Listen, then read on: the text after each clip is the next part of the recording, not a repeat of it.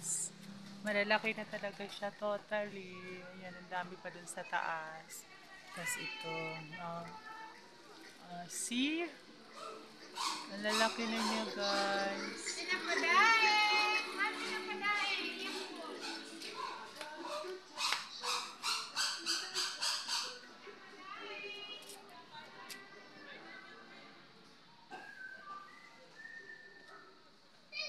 Pag may itatanim ka talaga guys, meron kang aanihin. Ayan.